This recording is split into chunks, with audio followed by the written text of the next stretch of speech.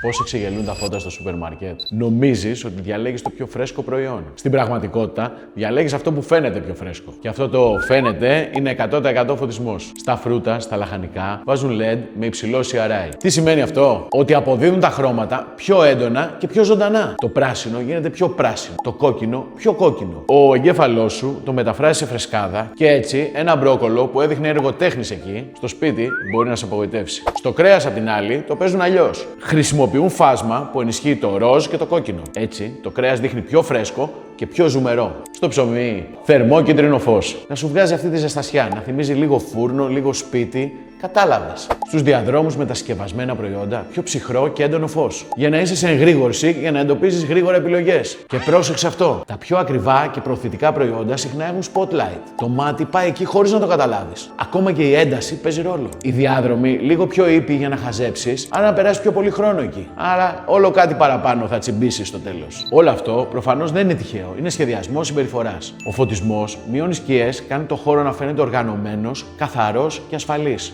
Μένεις περισσότερο.